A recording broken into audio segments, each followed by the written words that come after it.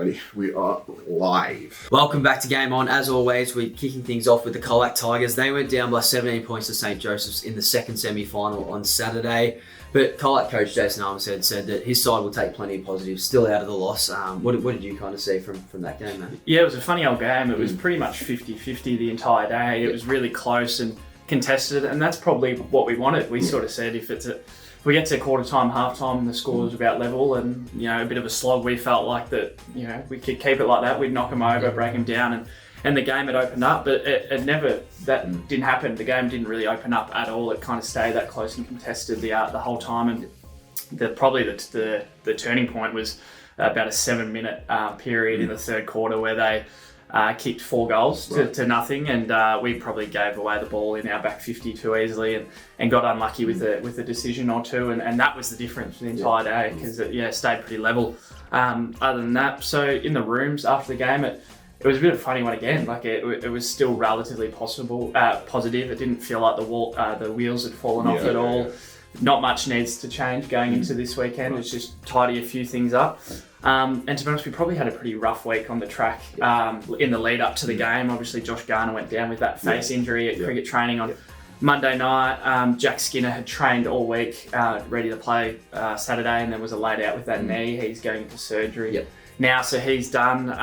Tom Rennett's had the flu, didn't train on Thursday night, and then didn't play obviously on Saturday. And then Seb Ross didn't train on Thursday night either with illness, and then obviously goes down with a sore hamstring. So there was a little bit of adversity. You never want to make excuses in a final. I don't think anyone is, but those sort of things happen. But some numbers that decided the game were we won the clearance battle. We won that one 51-36, and the inside 50s 56-50. But they defended very well, and they defended the ball well in open play. They had 88 intercepts to 69, and they also killed us with tackle pressure. They won that battle 79-44. So when we had it, they squeezed us, and when they had it, they just used it a little bit better than we did. But Darcy Lang, he was my first notable player, and he sort of played full midfield minutes the last 2 weeks. There's probably in the years gone past, there's probably a little bit of a worry of how well he can cover the ground with he's got sore ankles after his sort of AFL career, but he's been terrific in there and shows that he really can still cover the ground. He had 22 disposals, 3 clearances, 5 inside 50s and 2 goals. Ben McCarthy was back in after his suspension. He had 27 disposals, 7 clearances, a goal and 7 inside 50s. And then Lockie Simpkin, he was terrific. He was best on ground for mine. He had 21 disposals, 7 rebound 50s, 6 intercept marks and 11 intercept possessions. To CDFNL football, the Colac Imperials overcame Lorne in a 24-point victory, and they're seeking grand final redemption, guys. Booking their berth, I suppose, against Albi this weekend. It's the rematch of the 2023 grand final, which of course the Cats walked away empty-handed, but maybe something different this weekend. Yeah, well, Imps coach Bailey Scott said his side was eager to put their best foot forward. Obviously, they had that loss against Albi in the second semi-final, so they'll be wanting to improve on that performance. But the Imps, they were at their best on Saturday, but it did take them a while to get going. Lorne actually kicked the first 3 goals of that game and took an 11-point lead into halftime, but things kind of changed after halftime for the Cats. Yeah, Bailey Scott said his side just responded excellently after half-time, and that's probably still selling themselves short. They were superb. They kept Lorne goalless after half-time, so they were excellent. And then Lorne assistant coach Bryce Vincent, he was pretty disappointed, for his side to make a sort of early finals exit for them. We would have thought they would have gone really deep. So they were disappointed. Now to CDFNL netball, Colac Imperials have ended Albi's 4 consecutive A-grade grand final appearances run. The Imps had a massive 23-goal win over the Swans, and it was a real whole team performance from the Cats. Yeah, definitely. I think starting off with Kiara Foster in goal shooter. Sorry, she was definitely the biggest difference from the Cats in terms of the qualifying round and this game. A lot more movement coming out of the goal ring more often, making a bit more of a rotating goal circle with Chloe Gray. And I think that movement really disrupted Bowers and Ruby Bowers and Chelsea Hillman and their defence and what they were able to do on the day. Defensively as well, the Imps were absolutely outstanding. Isabel Scott, Shay Dennehy, interceptions all day, really good pressure on the Albi goalers, and just made things really difficult and mucked up any kind of flow that they tried to get going throughout the day.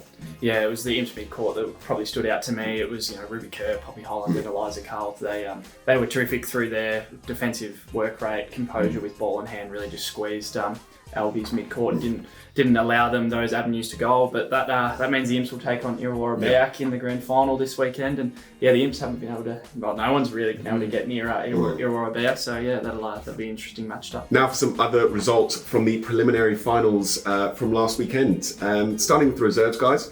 Illawarra Beak overcame Birregurra 5-8, 38 to 6-1, 37, thanks to a really last-minute goal from Lockie Farr with about 40 seconds on the clock. This now means that Lorne will take on the Bombers in this weekend's grand final. Yeah, another thriller in the under-18 footy. It was Apollo Bay 5-6, 36 defeating Colac Imperials 5-4, 34.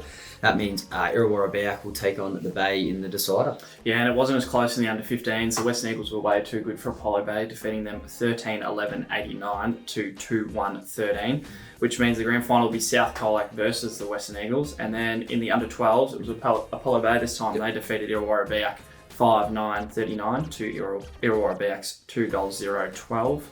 Which means Birregurra will play Apollo Bay in the grand. Now for netball preliminary final results. In the B grade netball, it was South Colac 34 defeating Illawarra Beak 21, with the grand final next week between Albi and South Colac. In C grade netball, it was Colac Imperials 31 defeating Birregurra 22, with the Eagles taking on Colac Imperials next week.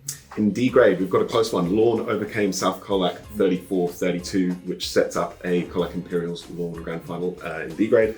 And in the under-17s, Western Eagles repeated their qualifying round result against South Colac again with the exact same score of 28-26. Setting up Illawarra Beak versus the Western Eagles in the 17s. And then Lorne won another tight one in the under-15s. They defeated Illawarra Beak 38-36, which means the Western Eagles will play Lorne in the under-15 grand final. And then in the under-13s, Illawarra Beak were too good for Lorne, beating them 28-23, which means the Western Eagles will play Illawarra Beak in the grand final. Now for some Colac Tigers junior sport news. The Tigers under-18s footballers didn't get the fairy tale finish they were hoping for, but the coach Lockie Beale said he was super proud of what his side was able to achieve. I mean, they didn't have an under-18s team just 2 years ago, and now they were in a Division 2 grand final. Yeah, and as you said, Beale was obviously pretty gutted when the final siren sounded, but it didn't take him long to realise what I suppose a massive achievement they've made to get this far. And he said the support from everyone from the Colac community was just great for his side during the grand final on Sunday. And to follow on with more Colac finals news, in the Colac Tigers junior netball, the under-13s Division 1 side rallied in the second half against Lara to win by 3 goals in a 19-16 result. They were down 10-8 at half-time, but managed to outscore them 11-6 in that second half. Unfortunately, the under-13s Division 2 side couldn't follow the Division 1 and fell to St Joseph's in a really close 21-19 loss. Now for some soccer news. In the Colac Otway Rovers, the under-14 girls made it to the grand final to play the Warrnambool Wolves in their first season as a team. Unfortunately, they fell 3-2 in a really, really tight result, but hell of an accomplishment to make it as far as they did as their first year as a group together. And see more in Wednesday's paper. Now, special shout out to former Colac Imperial Keely Hardingham for making her AFLW debut on the weekend for the Western Bulldogs. Keely recorded 8 touches, 7 hit-outs, 2 clearances and a tackle in her 42% time on ground. So really, really great debut, guys. Now to the Colac Herald's Players of the Week. Guys, I'm going to start off with Imps goalkeeper Isabel Scott for her performance on the weekend against the Albi Goalers. Really good work against Hayley Foster and Georgia Robinson throughout the day, and she sets herself up really nicely for the grand final this weekend against the Bombers. Yeah, mine's going to be Lockie Farr from Illawarra Beak's reserve side. Obviously had a lot of pressure on his shoulders to go back and kick that match-winning goal, and he delivered, so they're through to the grand final. Yeah, good work. I'm going to go with Lockie Simpkin. Although it was a disappointing loss for the Tigers, I thought, Lockie Simpkin's his performance was too good to ignore. He had 21 disposals, 7 rebound 50s, 6 intercept marks and 11 intercept possessions. Thanks for watching Game On. Stay tuned for more coverage for this weekend's grand finals. Right. I'm going to go move on here.